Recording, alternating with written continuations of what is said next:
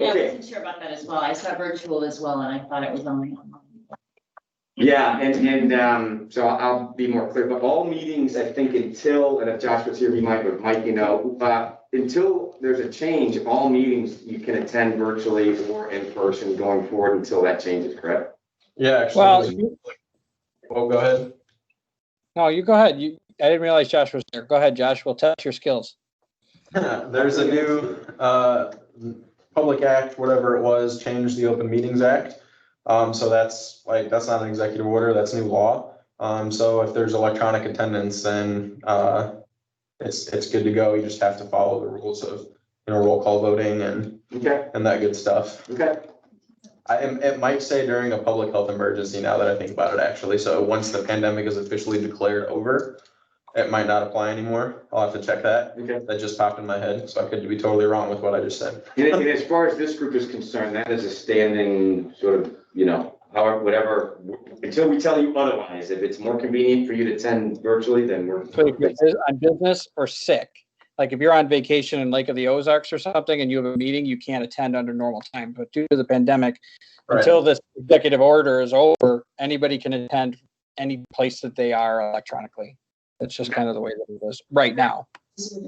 Yeah, because it used to be you'd have to be on business. On business, not Right. on vacation. That's correct. And that was the board then, Sue? Yes, it was. Okay. And then also to attend, you had to, like the rest of the board had to vote to have you included in Right. attendance. Oh, interesting. Right. Okay. All right, excellent. So at this point, everybody knows Mike Reed, the village trustee and the person who chairs our public relations committee. One of the projects that we've kind of had floating around as a priority in this group, but really the work is done by Mike's group, is the brochure. And so Mike has been gracious enough to come out tonight and tell us a little bit about where their progress is and hopefully tell us they're just about done. Yeah, no, the exact opposite, honest. At the last public relations committee and subsequently at the last board meeting, the public relations committee voted to approve a contract with the branding company because of things that have come out of your group and some of the things we thought was an initiative with village anyhow, along with the chamber and stuff like that. See, there, I saw your finger up and then I saw it stay there. So I thought I might've lost you. One of the things,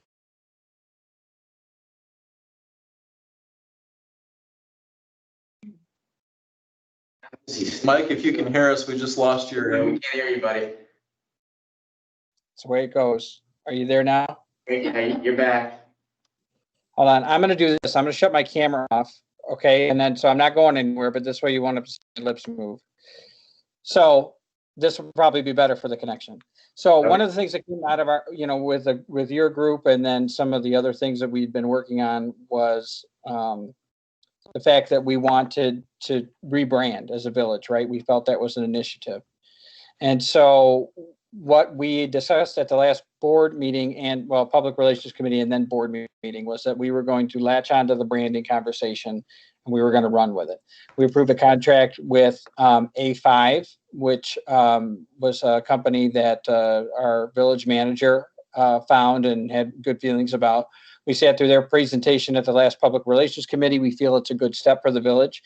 We subsequently recommended the approval of a contract not to exceed $20,000 for the rebranding conversation.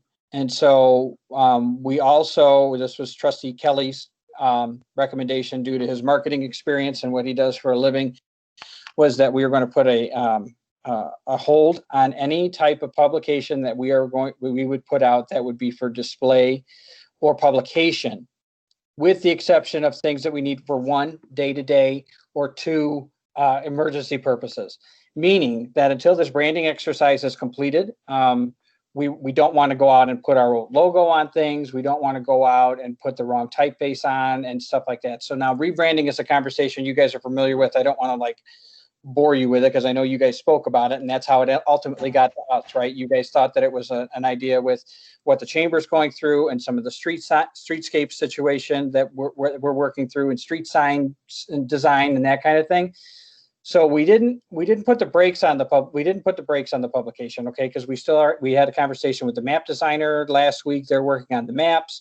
We have, again, all the content done. We've got some pictures that we've had taken. And so we're still moving forward with that, but what we don't want to do is release a publication with our branding so close. Does that make sense? Yes.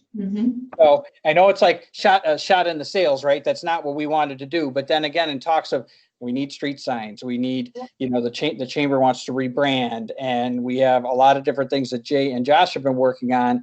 We need to come together as a community and come together under one brand. And we've already had those conversations with the Park District, and we're starting conversations with the other organization in town to have them participate in this branding exercise so that we can all get on the same page.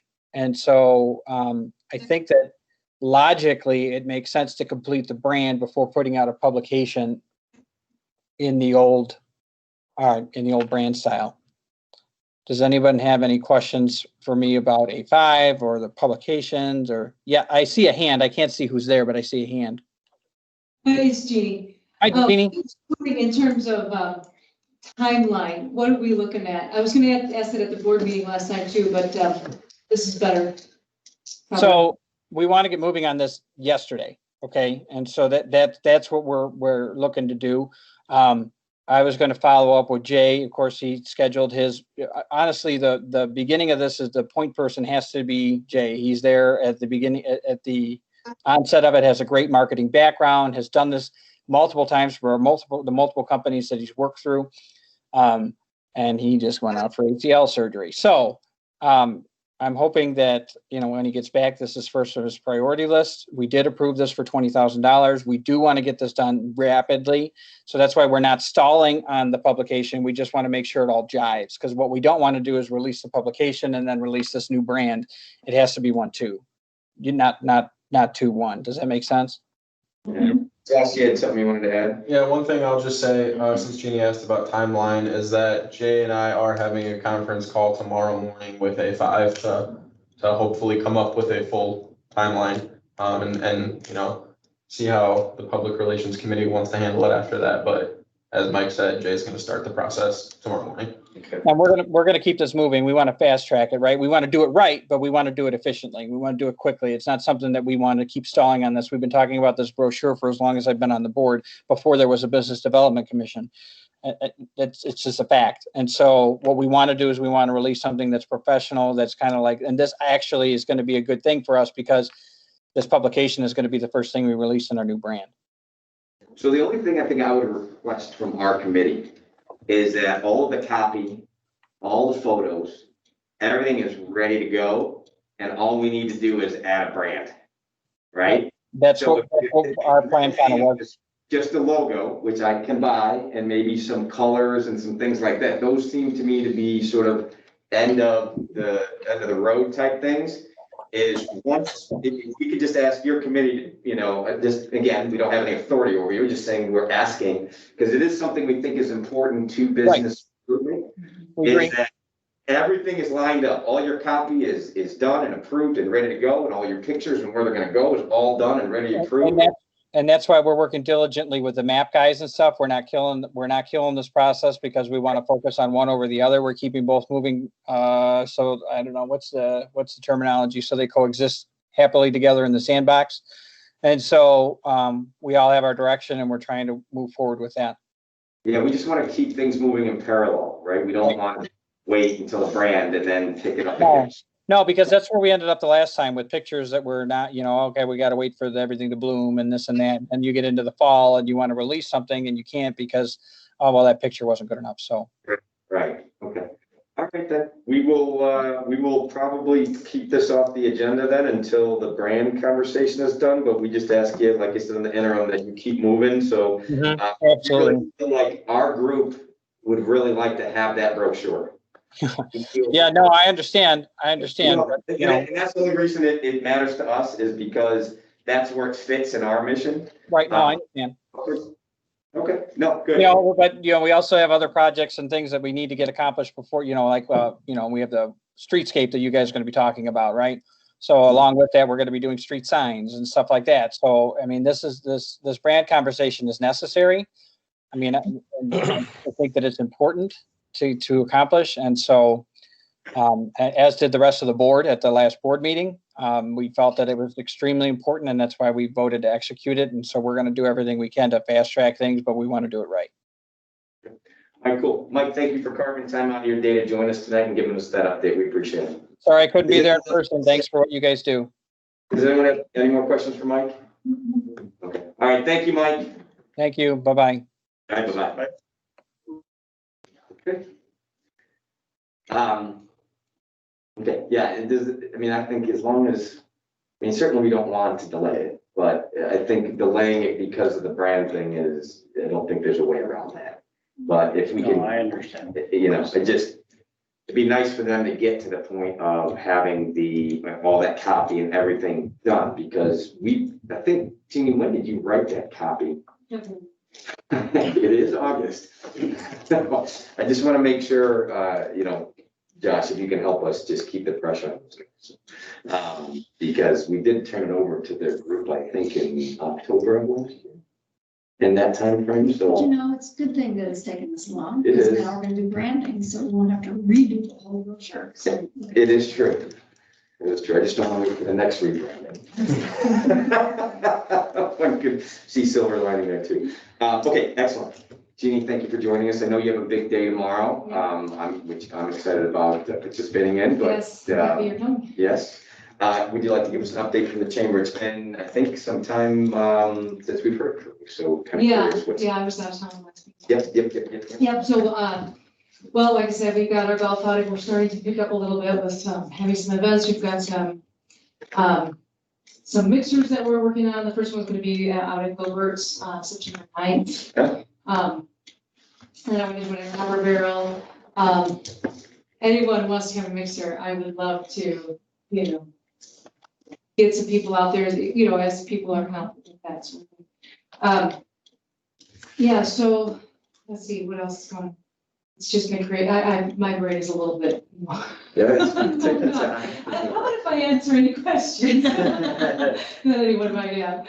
Dave and I got together on working on doing a sort of a Zoom networking type meeting over some things that he's an expert in. So we're gonna continue to work on that. I'm doing some surveys to try to find out what the members really would like. And so obviously not to waste the business professionals' time when they come to a Zoom meeting, and have some people there, or if they want to do it face to face, you know, so I'm kind of trying to gauge the comfort level with that. Okay. Coming up exactly 50-50 in my survey results. I was gonna send them to you. I'm like, okay, what do I do with this stuff here? Where do I pivot from here? Yeah. So, but yeah, people are supporting the chamber very well, so, Good. yeah. Do you feel, is your membership, you feel growing? I am growing. It was hard to get my arms around who's really there. Right.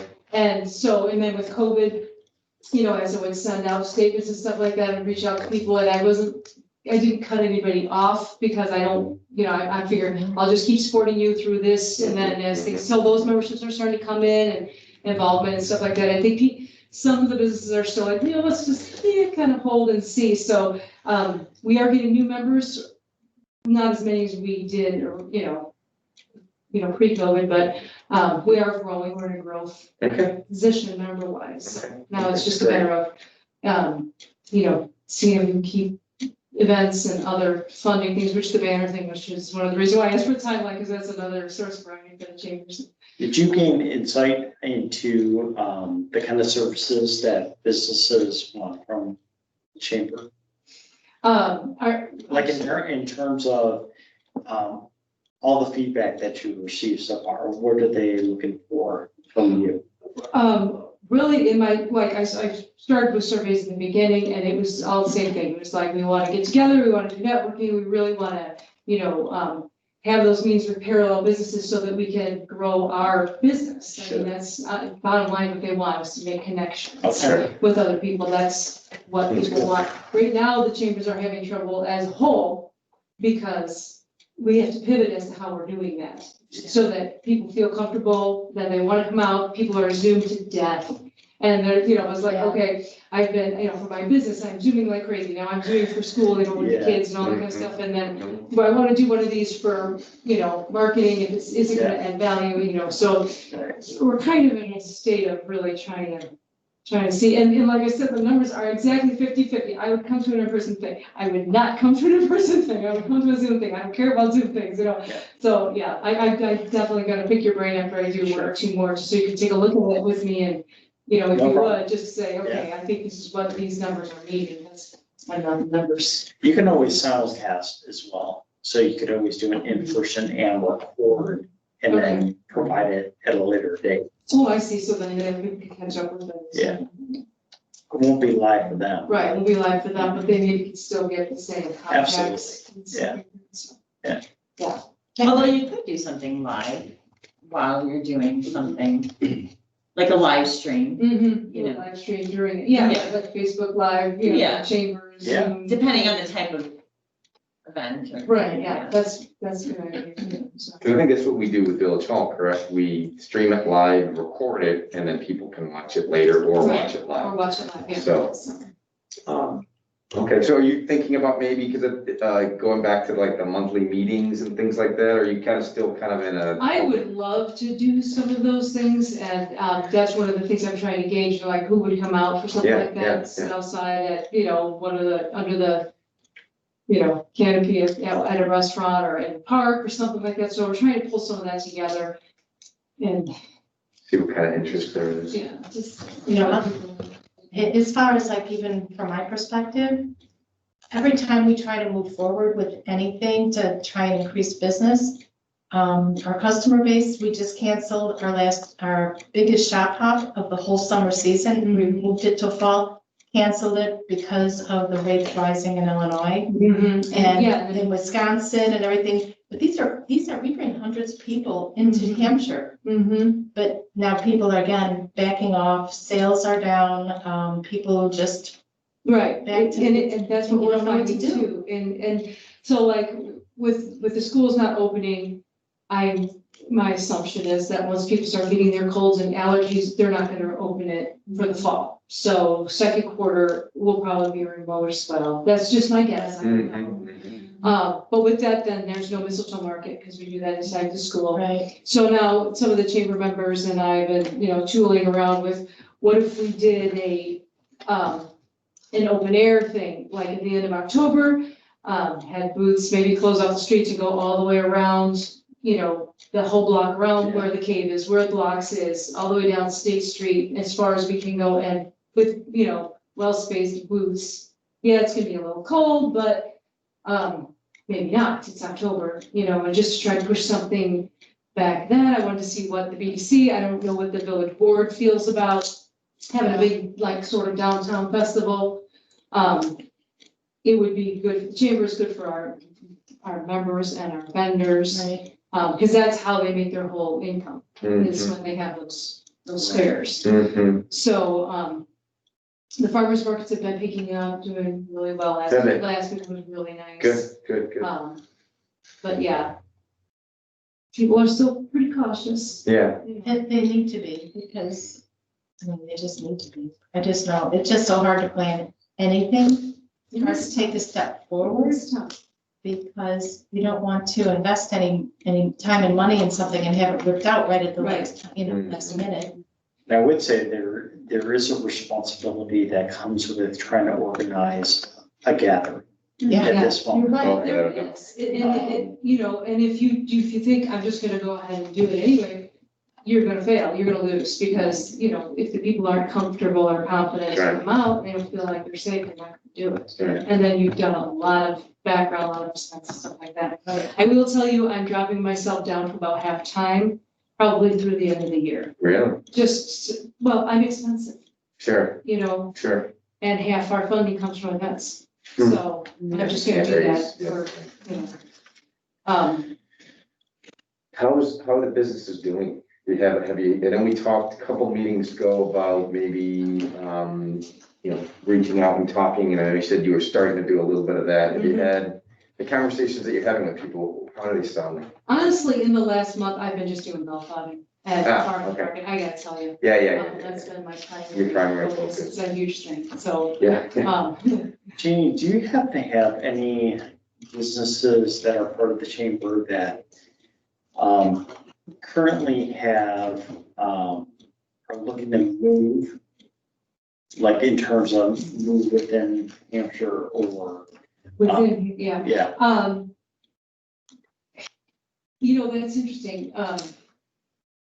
Not that they've, discussed with me, particularly they would come to me and say, yeah, you're looking for a spot, but I work inside a Remax office, so there is new stuff starting to pop in that area. yeah. Um, Because I'm Which just is really wondering good. if there's ever an opportunity that if a business is looking to move, if there's something as, a village, we can have a conversation with them. to help. Yeah, Yeah. is it just the wrong property? Is it need more space? We'd love to be able to, We could probably Try- tool something, a letter or an inquiry or something like that, and just get some feedback and just say, the village is available and willing. The BDC would like to talk with you if you feel like you need a new location, come to us first, come to the BDC first. I would have a just hate to see a conversation. for sale sign and the business leaves town and we had no idea as to why. Right, There are a lot of businesses where the owners are retiring now. They've decided, a lot of the quilt shops, we're done. We're just worn out. We're not an online, you can have an online business, but when everything is focused on touching, feeling, customer service, all of that, at some point, you need those big shows. Yeah. You need all those things. And you look at all the options and is it that you're thinking about moving? I just know quilt shops in general are just saying, just retire. Yeah. So interesting, because I was just thinking about that, from a nonprofit perspective. Just some of the organizations that I've worked with and how we're dealing with events going virtually, doing some live, some virtual, and some ways of doing like a silent auction online or some sort of transactional experience online. So your comment's kind of interesting, because I was thinking like, if we have some kind of festival, is there a way that we can work with the business community and the vendors that are displaying these materials to create some sort of online marketplace for those who can't be there? And you bring up a good point about the touching feeling aspect of it, and what's the ratio of businesses that really require that versus those that might benefit or do okay with kind of an online virtual experience walking through the winter, is that something that we can, within our realm and within our scope of offering to the businesses, because I'll tell you, just from working in nonprofits, this is gonna be here for a while. Oh, yeah,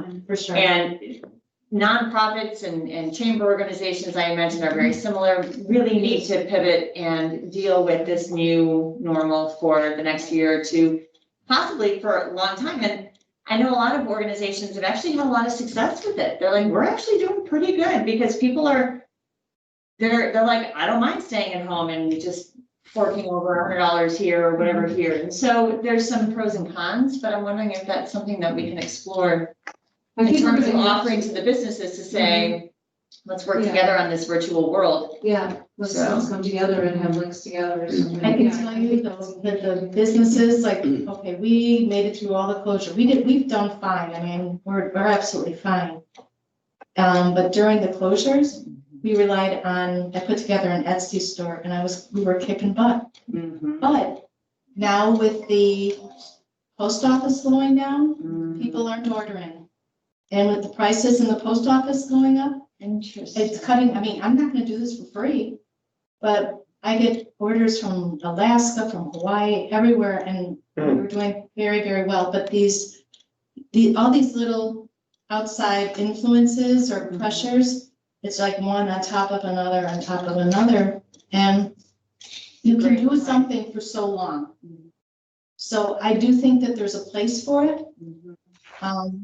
But maybe if we could offer, or we could suggest ways to make it easier for them, or less labor intensive for, you know, minimal dollars. Interesting point. I didn't think about that, yeah. So is that one of the things, Dave, you're trying to work with Jeannie about maybe doing a sort of a training for some of our local businesses on how to sort of get better at using Zoom and some of these remote services? So originally it was just about the importance of maintaining your business online as well as reputation management. But in talking with Jeannie, I thought it was important that she understand the profile of her audience to saying, are they willing to come out to an actual physical meeting? Is Zoom preferable? Because last thing you want to do is set up a meeting and 3 people show up, right? So, you know, and I think it aligned with your goals of just saying like, yeah, we have to profile the audience and then she can develop programs and solutions for them. Awesome. I'll just throw this out here from my business perspective. We're running into supply chain. Yeah, that's true. So that if you're offering a service, you can do it, but I'm offering a product that they can't get the packaging, that's delayed. They can't get the ingredients, that's delayed. Now there's limits on how much we can order, which means I have to limit what my customers can buy. So it's like snowballing there. We're running into all the lower, we had a stellar season or a stellar month in June and July when people started making masks.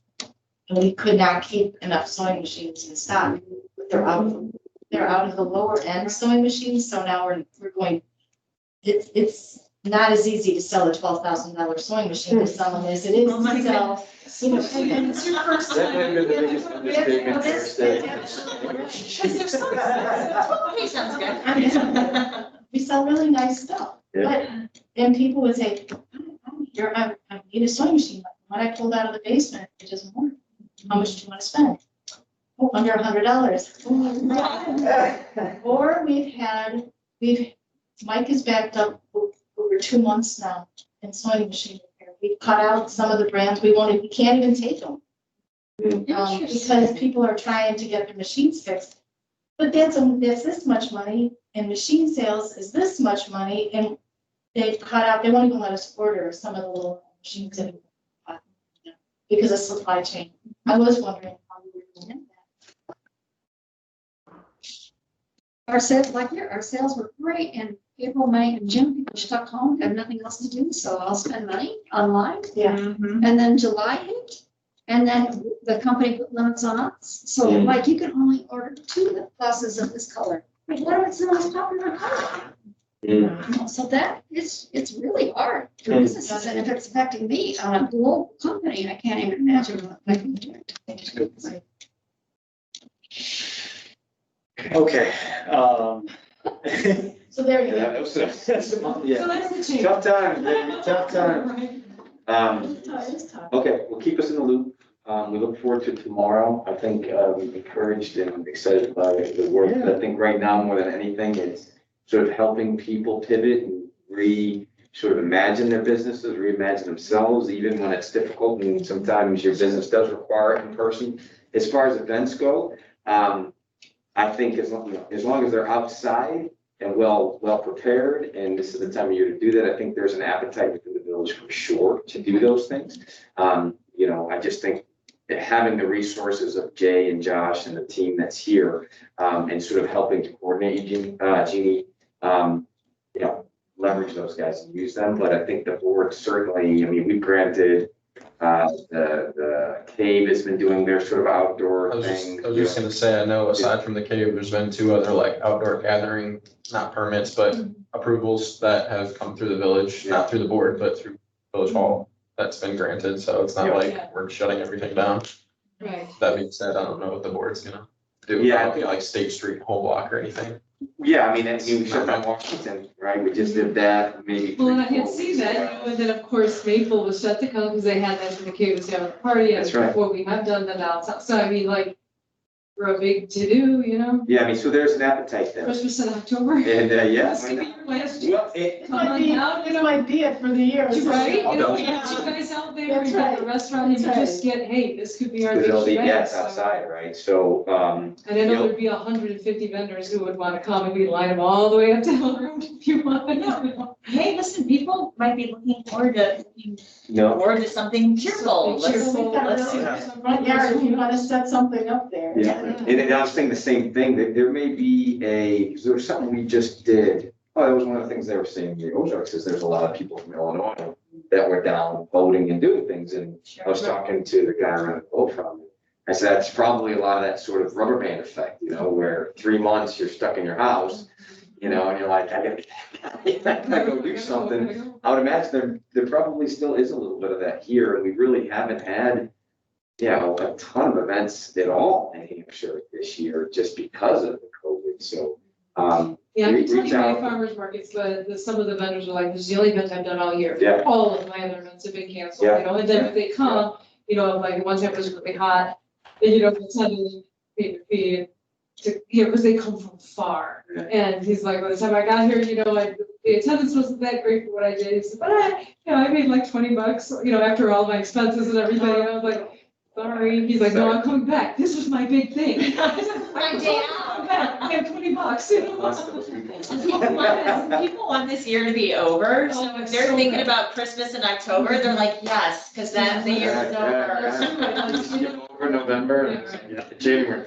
Yeah. Okay, thank you, Jane, as always, for everything you do. I'm seriously looking forward to the event tomorrow. Me So, too. I think looking it's gonna forward be to it. fun. Be fun. Very. So, okay, all right, so Main Street, Sue's, I was gone, we really didn't do, I know we're kind of waiting for, things to free up, so I think, we just table this for now, and, I still I'm gonna keep it on the agenda, because it's one of those things that I really think is, part of our long-term vision, is we get a broader scope from everybody else in town, get other organizations involved, so, we're gonna table that for now. But it's in such small font, we're almost tabled anyway. Why is it? What's that? Is it smaller Number font than everything? 6. Number 6? You know, I'm lucky it looks almost professional. So I love sometimes I send an email and I have everything formatted perfectly, and then people send it back to me, and it's all crooked, not, I'm like, I don't know how to fix it. So, yeah, it's probably one size smaller. I am just teasing you.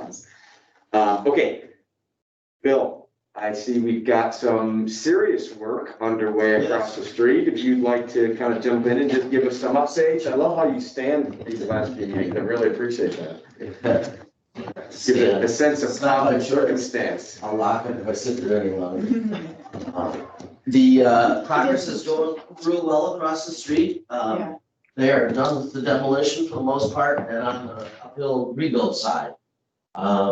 They didn't encounter really any unexpected show-stopping surprises other than a little bit of rotten decay on the sheeting of the building. They had saw cut the concrete sidewalk in order to pour, and you'll see the forms up now, what's called a brick ledge for them to start building the masonry veneer, what supports the masonry veneer. Other than that, the building's been wrapped in insulation board and it's got vapor barrier on it right now, which is why it's all white, why you see it appear the way that it does. The windows are being delivered this week. If they're on time, they hope to install those shortly. They're gonna be pouring the brick ledge shortly and starting the brickwork after the ledge is done. No real delays. Her progress is on target in terms of what she was expecting. Awesome. They're working feverishly on the inside at the same time. There's a lot of work on the inside. Oh, I bet. In fact, I was gonna pay her another visit just to see how it's coming along. I saw it about 4 or 5 weeks ago. And she's very ambitious. I'll give her That's that. it, yeah, she's got a lot of energy. Between the inside and the outside of the building, she's really tackling quite a bit. So it'll be quite I'm looking forward to the finished product. I think it's gonna be pretty impressive. Excellent. She came into our building because when they were cutting the concrete, because some of our customers had parked over there.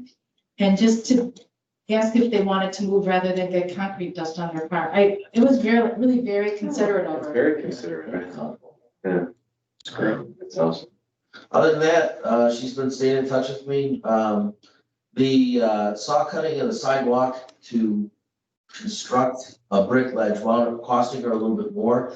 But in the long run, I think there were some concessions in the brickwork itself, which the cost, the end result is gonna be kind of a wash. And I said, okay, you're still talking about the brick veneer and the foundation that supports it. One wound up coming a little high, one wound up coming a little low, but the end result is that it's a wash. Yeah. So. And basically, our number is a not to exceed number typically. It's a line item by line item number, actually. It is, So each line item is a not to exceed Yeah. that. So we'll have to deal with that. It's really, really nice.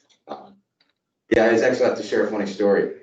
My wife saw the work that was going on, and she knows my background in building and construction and architecture in general. And she goes, "No, honey, you're not the one making the decision on what they do and what they don't do." I go, "No, I understand my limitations, baby. I got Bill Swalwell and Ian Lamp, and I got construction guys in here that know what they're doing." She's like, "Oh, okay, that's better." So she supports your Yeah, decision. she supports me delegating to Support. the people who build things for a living, that makes sense. If it's in a spreadsheet, I'm okay, so that I can go. And do we have any other, and I would say that this project is nice, that it's on Main Street. I have been contacted by several of our residents who either sent me text or stopped me on the street and asked me what's going on, and there seems to be some buzz about that, which I think is good. So, but out of curiosity, I have not heard from any new applicants. Have you heard? I have not. The last applicant we had was a proposal for the vintage hammer. And I haven't heard anything since. Yeah, and I spoke to Christine, and she says, I think she's planning on resubmitting, but she's just not there yet. But that was it, because I had asked her if she wanted to be on this agenda. And she, because I was trying to put this all together, and she says, no, I'm not ready to submit at this point. But Have you talked to Chicken? No. Oh, I take that back. I did go down and talk to him, and it was shortly after he purchased You the purchased business. it, right, but it's been several months. No, not since, but that probably would be a good call to go down and pay him a visit to see what he's thinking now that he's had some time to Mhm. reopen and they're functioning again, and Yeah. at least long-term, what his intentions are. I mean, he's a younger guy that bought the place, so I'm assuming he's in for the long haul. I would think so too, yeah. He's worked there for years. I guess his mom, I think, was running it before. That's what I understand. Running it before. Yeah, cool. No, his mom was manager. Okay. His mom was manager. There are a lot of people in this town that would love to see it harken back in elements to the way it used to be. Mm. There, Me too. there's a lot of nostalgia, surrounding that building. No, there's no doubt. It is I mean, part of the reason that we drew the lines for the facade program, if you remember, was we wanted to be sure chicken dip got included. Because, chicken dip is, I mean, anytime I'm talking to people who aren't from Hampshire and they have any familiarity, the very first place they, is that the place with the chicken dip? So, yeah, it is, it's a huge part of our history, and certainly, I think it certainly would have to be funding whatever work they're gonna be, it would have to be next year for sure. Just because I would imagine it's gonna be a decent sized project. But to Susie's point, I think starting the conversation now, because I've been talking to Blocks now for about 6 months, and they plan on putting an application the very first day, that we're going to accept them for next year. Because they're gonna redo at least that's what Sam and BJ were telling me. So I think that'd be probably, if we could do Blocks and chicken dip next year, that would be. What's the gentleman's name that purchased chicken? Justin. Justin Fulbright. Thank you. Thank you. He went to school like him. Ah, did he? Okay, well, good for him, very ambitious. I got old kids, I'm old. No, I meant Justin is ambitious, to being young, so young, starting a business, that's great. Other than that, nothing else going on, man. Okay. If I hear of anything, I'll definitely pass it along, but, Is there any That's other beautification meeting? pardon me? Is there any other beautification? None scheduled. The last thing we had on the agenda was the wayfinding signs. Okay. And not just because of the rebranding, Yeah. but because of the downtown and the project. I'm not gonna call a separate meeting just for the signs at this point. Yeah. Now, once hopefully the state grants the approval that we're all anxiously awaiting. Now, once that is approved, then absolutely. Yeah. If there's nothing else on the platter, then definitely we'll be scheduling a meeting working the wayfinding signs and finalize those. And they had, I think, they had sort of tightened that up quite a bit in the last few meetings. So, I mean, you guys, they're pretty close. So we just need to now sort of tie in the branding with, that. And I think the appetite of the board is also there. I think Jay was talking about maybe even the location and the budget that we might, I'm not really sure, but I feel like that's gonna come together right after the streetscape would be my feeling, and the branding as well. So, all right, thank you, Mr. Swalwell. Thank you for everything you do. I know you put in a lot of time outside of this room, making sure that people, and I looked at I was on a bike ride today, and I drove by that Faithway Baptist Church. Man, does that look That's really nice, outstanding. yeah. That was I would put that up there with one of the best projects that we've been a part of to this point. It looks gorgeous. So they did a really good job, and for a really, reasonable price, what they asked, the money they asked from us, and what they did was that was a lot. Our dollars went a long way in that project, so thank you for that.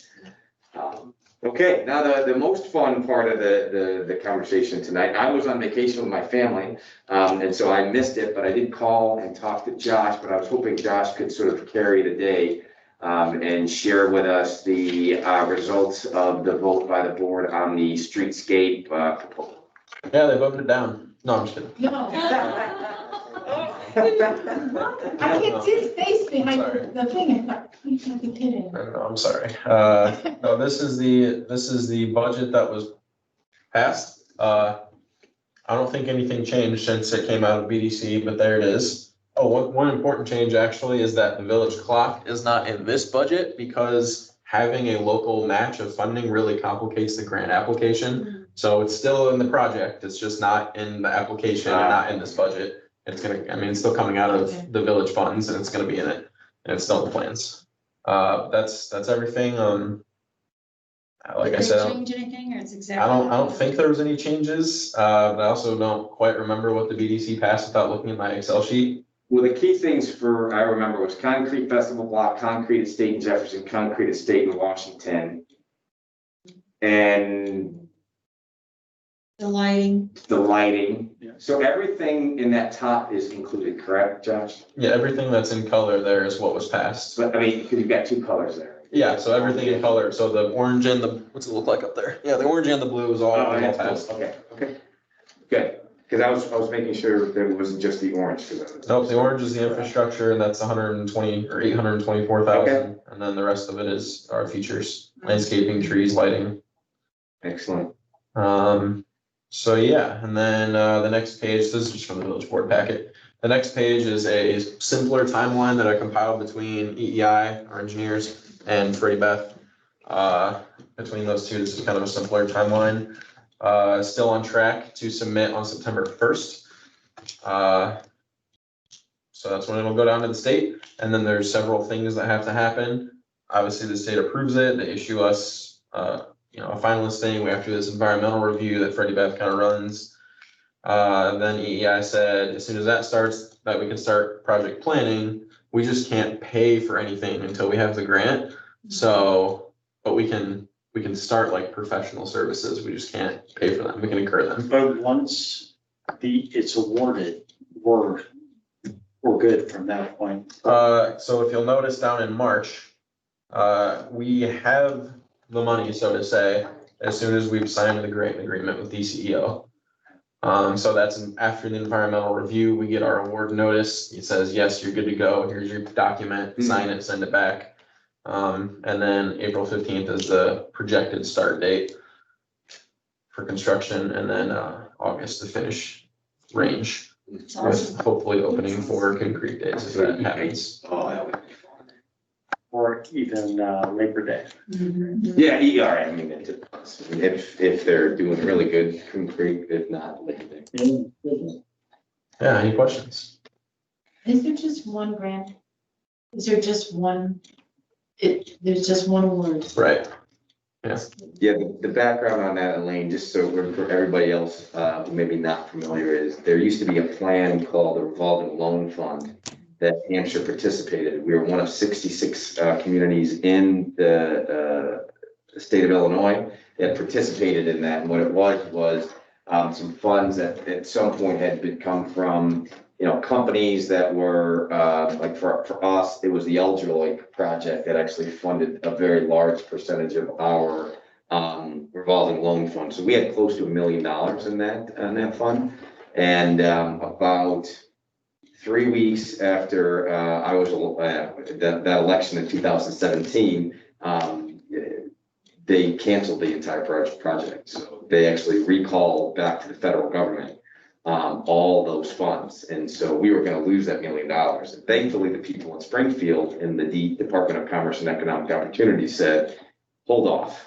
We're not sending you anything yet. And they created this community development block grant, CDBG. And so it was a non-competitive grant that you could still get access to all that money if you were able to come up with a project that would hit the almost impossible federal guidelines that came down. But thankfully, and in large part to Freddie Schmitty and the work, I think, of this board, as well as, some Josh and Jay and people here in the office, we were able to find a way to utilize those funds. So that's really the background of where that money comes from. So once this project is done, this whole concept goes away pretty much forever. We'll be back to competitive grants.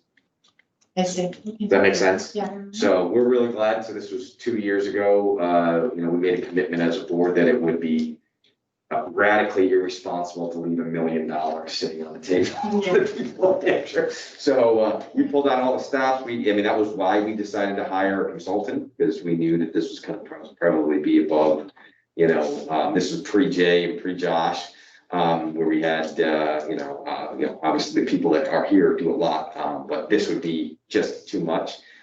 So this is very exciting. So for us to deliver on this for the people of Hampshire will, be one of the things I hope this group feels very proud of, because it's a big deal. It's a very big deal. So thank you, Josh, for everything that you've done. Okay, so that's good news. And so I think in our conversation today and up on your list, you said, Freddie plans on, and our target has been all years to have this application submitted by September 1st. Because the rules require that we get approved by DCEO by December 31st. Right. Otherwise, we lose access to that money completely. So we targeted early September for the submittal, because that'll give us some time for some back and forth so that we get it in time. So, and according to you and according to your conversation with Freddie, we are on track for that. Yep. So we should be in good shape. So excellent. Nice. Okay. I know we're waiting on number 9 till the COVID pandemic kind of slows down, but when it does, are we ready to go? So I can't remember last meeting if I had met with Genoa yet, but I went over to Genoa. They have administrative adjudication to their police department. They use it mainly for like traffic and other violations like that. So I just asked them. They also have the capability for like code enforcement too, though. So spent some time with them, saw their system, and it's probably not something we want. Honestly, it's really just a Microsoft Access database that was built for them, and they've had one person running it for 12 years, so she knows how to run it. But I looked at it and I was like, there's nothing automated about this, so it's probably not something we want. There's other softwares out there. The MRP that we're trying to move to from MSI to Tyler has a code enforcement tracking module. I'm told by other staff people in Illinois. So hopefully that will be our thing, is just to use that, because why wouldn't we, rather than paying a whole bunch of money for some software to fill a couple months before we move to Tyler. But yeah, we just kind of continue to look for the process to use, because that one was a good idea, but it turned out to not be so great in Genoa. But right now, we're still doing, if there's like property maintenance complaints and that type of thing, we're still enforcing that code through our regular process, which is with the street department. Okay. So I think I speak for the entire board to say, we would definitely not be happy if the street gate project is completed and Palazzolo's and the old Ace still look like the way they do. Oh my goodness. So at some point, we need to start to put some pressure on these people. If we're going to invest into their property at a clip of $1 million, based on the efforts that we pull together, and we have buildings that look like that. I know personally, I think that is a disservice to people like, Stitching on State. I always say it wrong, Stitches on State, right? No, stitching. No, Stitches, that's a mob front, Stitches on State, Stitching on State. Stitching on State, to Copper Barrel, to now, Michelle Salon, to the people who have invested in it. And I know it'll be on here really until Ace and Palazzolo's are fixed. But Dollars. what did I call it? Ace. He keeps calling it Ace. To most people in Hampshire, it's Ace still. Those clarifications. In the old days, yes. You got the Ace. Oh, I didn't even realize that, Dave. It's not. I know. It's Like Chris. My pardon, to the dollar store. Thank you. But we feel like there needs to be pressure put on. And I understand that, that it's a tough time for business, but the guy who owns Palazzolo's is making absolutely zero effort at all. I have brought him 4 or 5, and he's got another one this week, of people who are interested in that space. He does not call me back. He does, I've actually gone and walked the store with people who then called me over and over and over again and said, what's going on? What's going on? What's going on?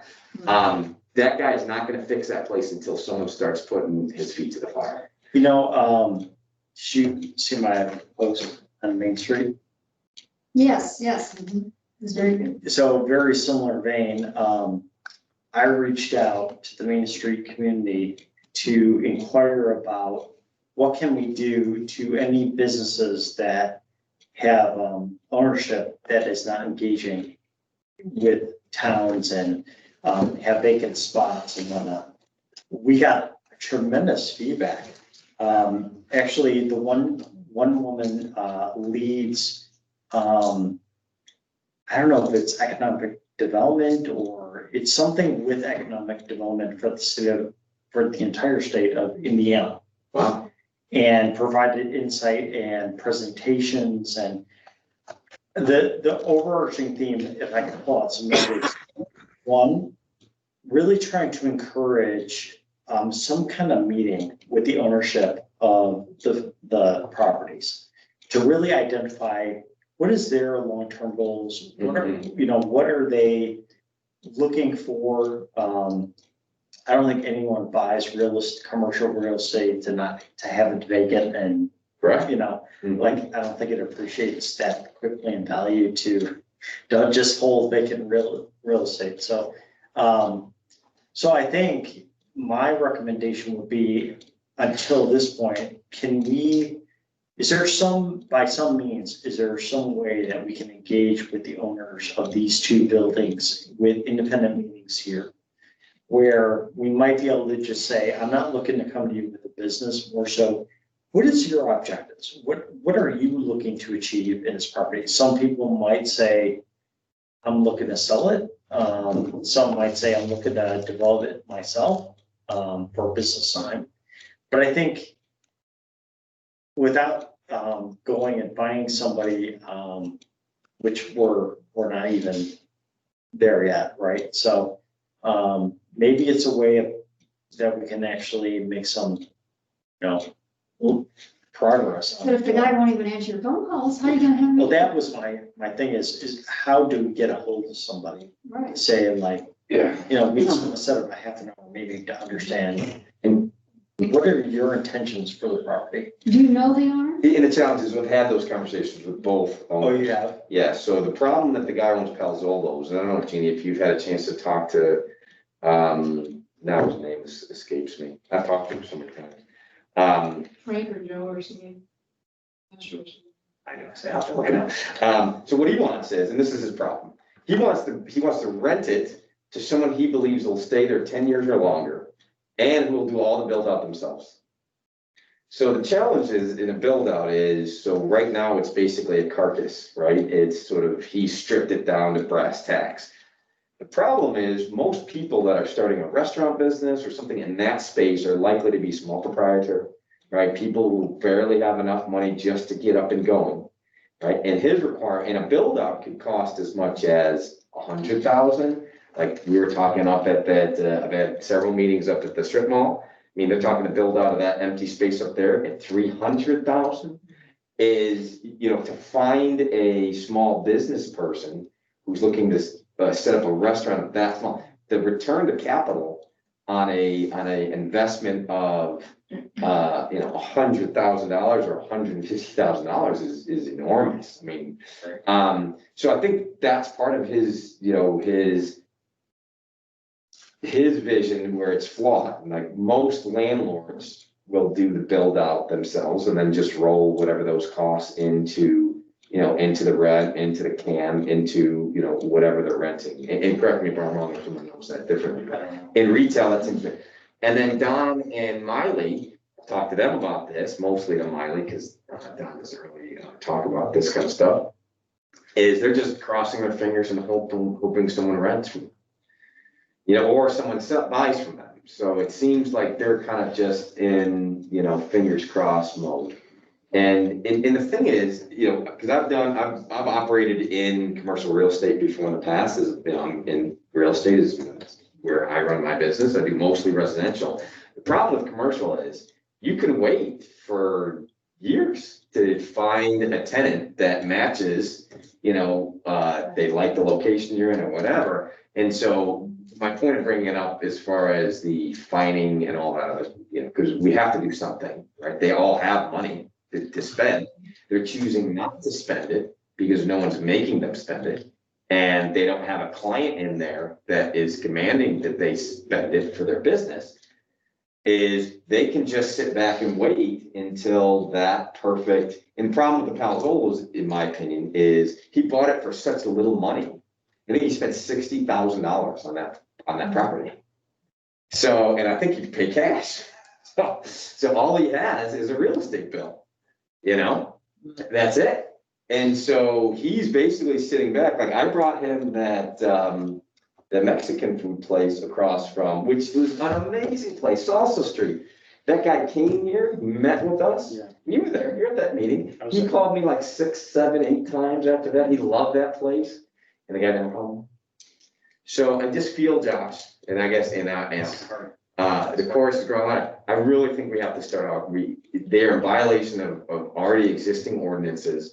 And I understand that the pandemic is going on, but neither of them are operations that are being affected by the pandemic. They're landlords at the end of the day. And I can tell you what Elgin has done to me. Elgin, the buildings I own in Elgin dropped 100 violations on me in a single day once. 100. And you know what I did? I didn't go to court. I didn't sue them.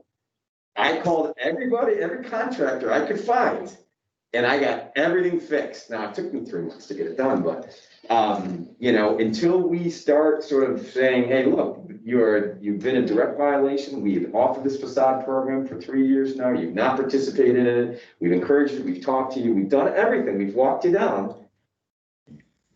Well, we gotta start. What violations have they broken? You want to? So we've got 2 chapters that one of them for sure they're in violation of, which is the property maintenance code.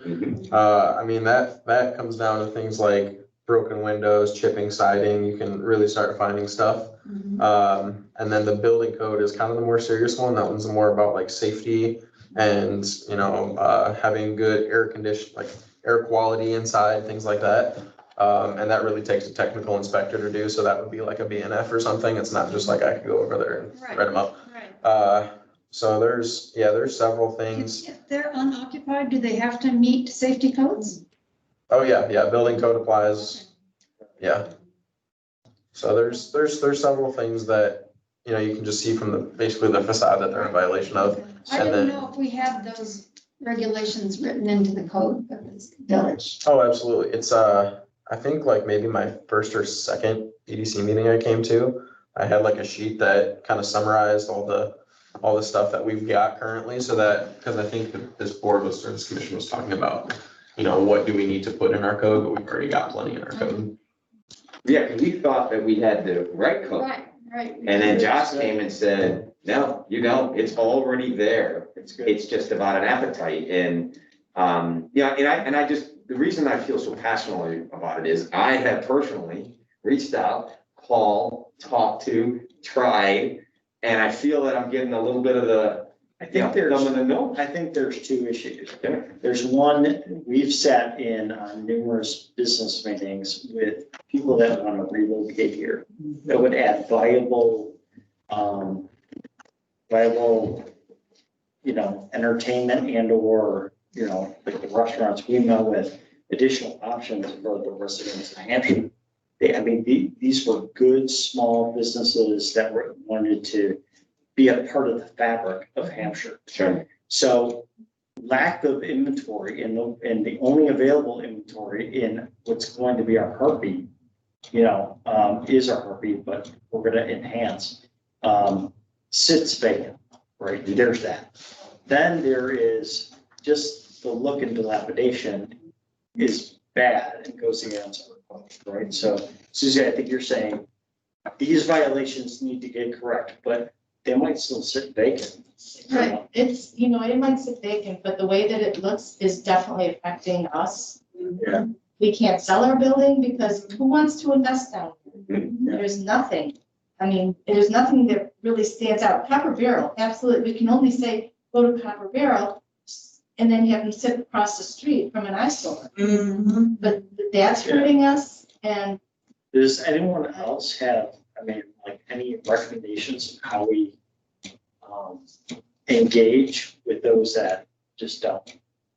I do think we start finding. I was just gonna say, can we? I just want to start finding them.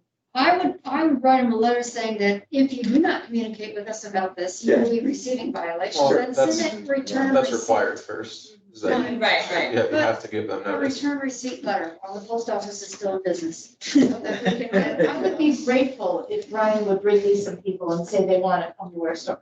Because, at some point, we have to make some decisions too. But what we're getting with our store, and the reason that I think you do run into empty buildings that stay empty for so long, like Christine posted the ad for our store on Facebook. It was a really nice ad. A lot of people were very, very enthusiastic. We'd like to see this here. We'd like to see this here. And then somebody blasted on the community page and said, you don't want to buy that place. They would have to update to, what was it, ultraviolet code or some baloney. It was all wrong. It was, all untrue. But then the conversation ended, and that was, Christine went on there and said, no, that's not true. Right. But there are like competing priorities. We've got people that don't want to continue their building, and we've got people that want to discourage businesses that come into our town. Yeah, so I think, is there an apprehension specific to those two buildings to issue an order? It's just that we don't have a process to handle it if they fight other than going to court, which costs a lot of money.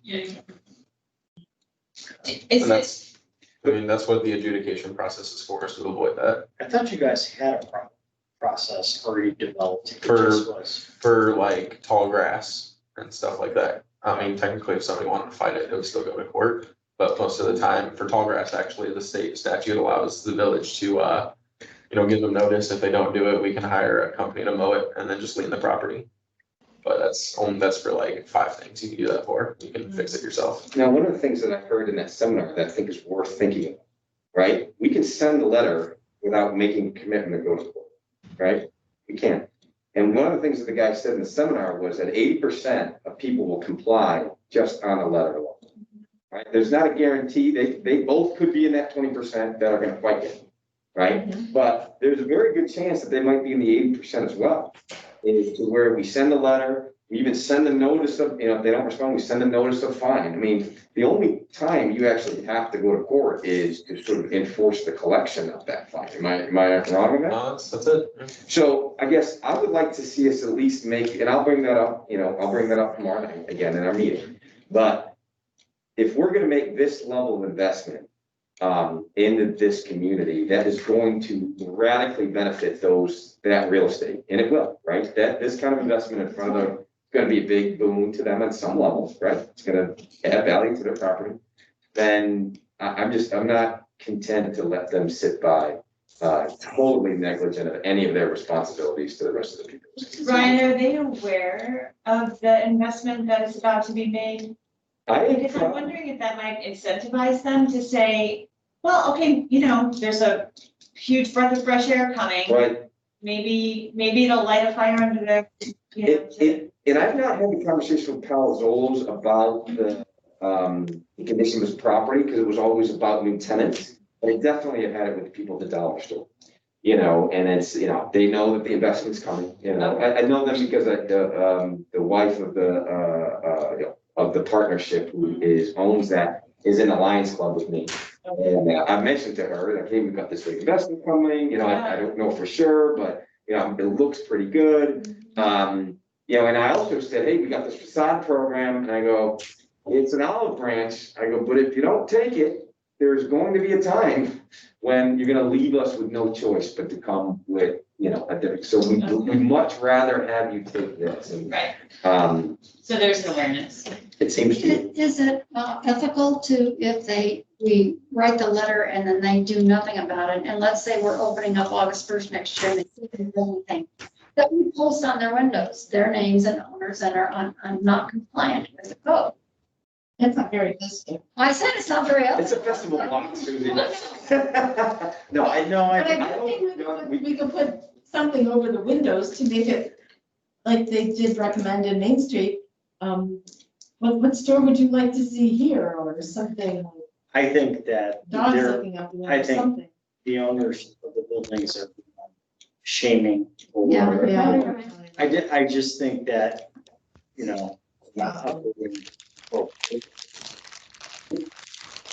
They got no reason to. Josh, I have a question. Has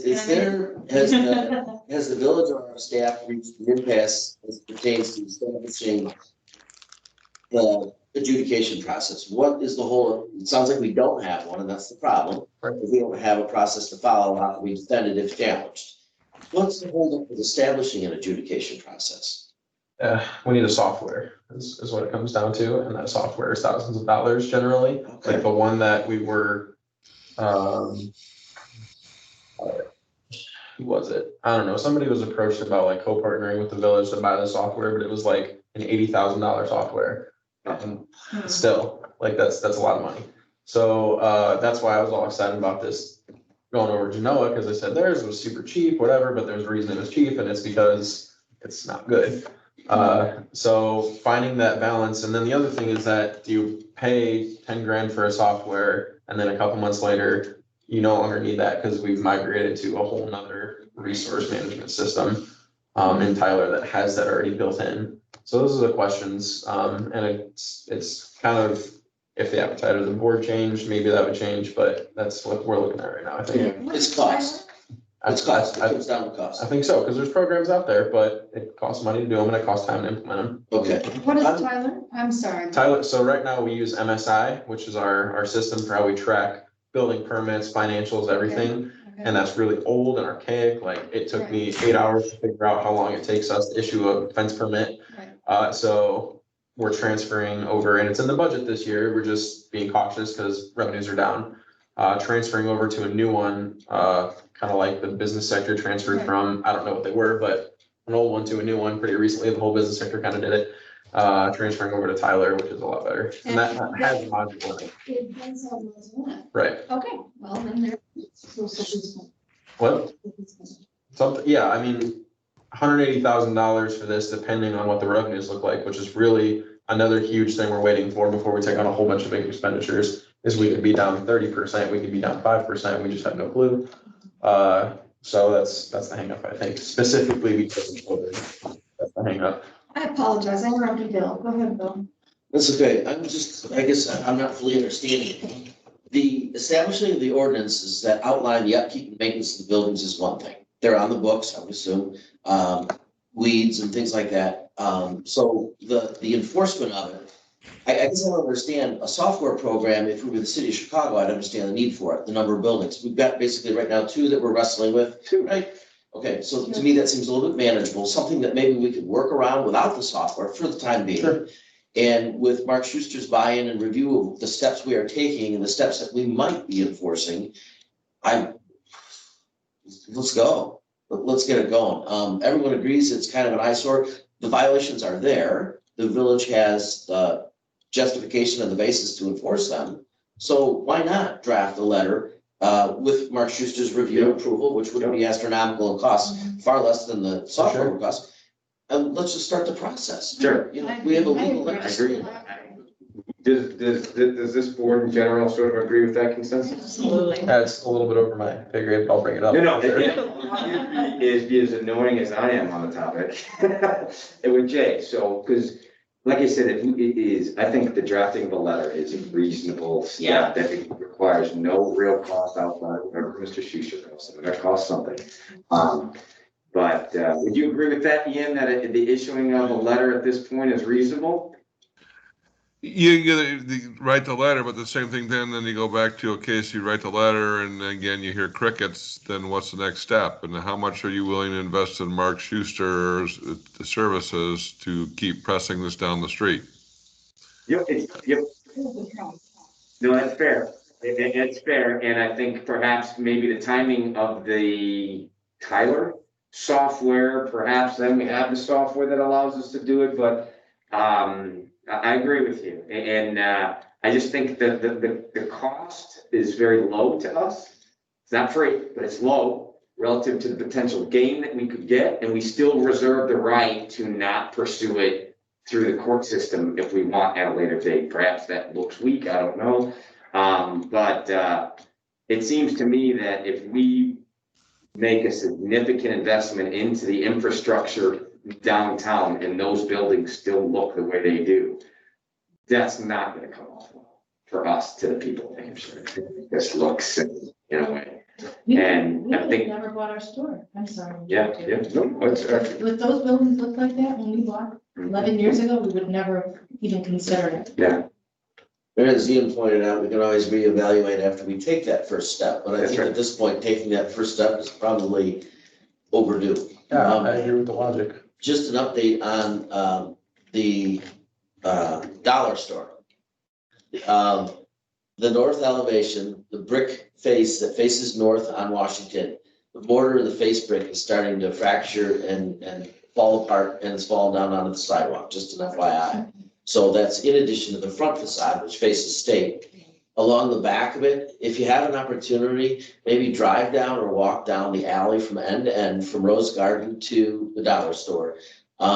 There's also a lot of weeds and trees coming up that are out of control, and that affects all our property owners that back up to that alleyway. So it won't be just our 2 frequent flyers that might be affected. There's gonna be more. So as a courtesy, if we're in contact with any of those other businesses, it might be a creative or a wise time to just kind of mention to them that we're gonna be conducting some enforcement possibly down the road, and we're gonna need your buy-in by setting an example and maybe cleaning up yours, and we're gonna follow suit and expect that from the rest of the property owners. And I think by pivoting, and this is kind of, Jay, I think what this group is trying to communicate is we like to pivot to, we feel like we lived up to our end of the bargain, right? We've gotten the village of Hampshire sort of out of, what might be considered sort of complacency stage, right? We're not complacent, we're active, we're investing, we're doing our part.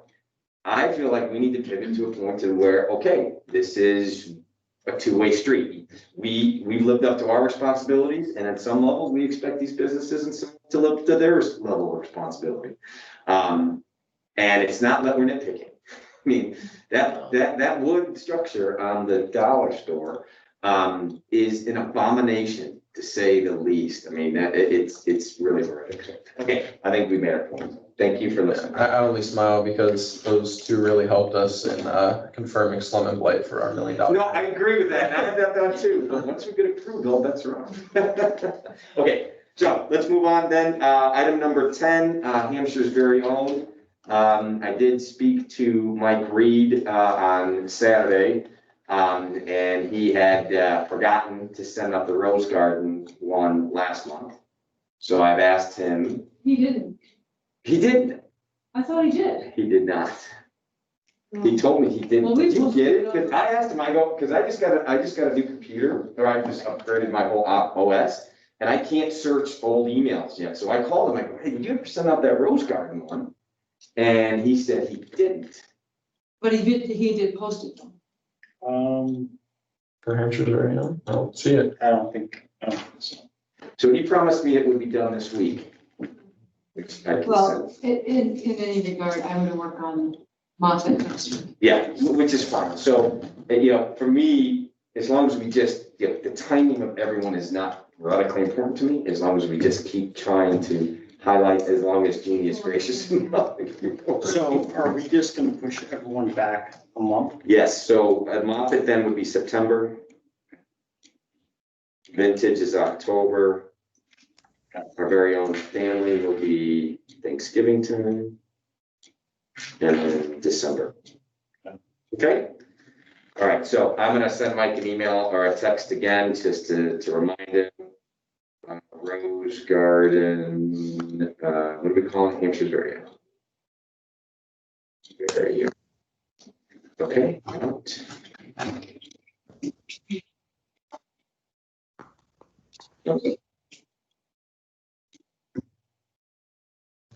Okay, and does anybody have, okay, so update on new or existing businesses in the village. Just to kind of fill you guys in, we had a lot of conversations with Ace. And unfortunately, that project is not going to move forward. Yeah, very disappointed. We had some very promising meetings. I think we had 3 total. I had conversations with the owner of the property. He said he was contacted last week, and it was kind of shut down as an idea. Now, that being said, he had 2 active conversations with some 2 other different hardware stores that for whatever reason, he got him more interested in, so he reached out to his other contacts. So maybe we'll pull something out. I think part of the process of going through this was to maybe have conversations with that landlord about sort of reconstituting their expectations. For those of you guys who don't know, that place in the strip mall has been vacant for the better part of my entire existence in Hampshire, which spans 17 years. And so I think we're hoping that the process of having the conversation with Ace, because their requirements for real estate are actually quite stringent, very difficult to achieve, which obviously works for them. That's why they're successful. We're hoping it maybe helped him sort of reevaluate, and that the next person that comes in, maybe their requirements might not be as stringent. Maybe we can get that place filled. So I didn't mention anything in the last few meetings because I felt like it was sort of still in works. But that unfortunately has did not materialize, and not because of our landlord. It had, I think, more to do with store locations. There was some real concern about the Marengo location losing business. I think if we put one there, yeah, that seemed to be. Genoa has. Genoa. What did I say? Marengo. Genoa, excuse me, right down 72, which is like 8 miles away. And I guess they draw a substantial amount of their business comes from Hampshire. So there was some concern, which we knew that going in, that might be something. But yeah. What about you? What today? Is that? So we'll see. So hopefully here in the next couple of meetings, we'll have more to report. Okay, does anybody else have anything else? No. No? I should know. Okay, all right. At this point, I will entertain a motion to adjourn. So moved. Motion. Can I get it? We'll go, Ian's the second. Second, third, good night. All right, Ian, I got it. All right, Ian, Commissioner Lamb, how do you vote? Yes, Okay. emphatically. Yes. Commissioner Pizzolato. Yes. Commissioner Lopez. Yes. Commissioner Traskey. Yes. Commissioner Swalwell. Yep, And I also vote aye. We adjourn the meeting. So thank you guys for another good meeting, and we'll see you guys next month. So, okay. Good night, folks. Night, Good night, Ian. everyone. Good night, all. All right, and I've got to hustle, so I'm gonna try to get to an 8 o'clock thing. Josh, you gonna be here for a little bit? You don't mind if I run out, do you? Okay, I'm gonna try to make an 8 o'clock thing. An 8 o'clock thing?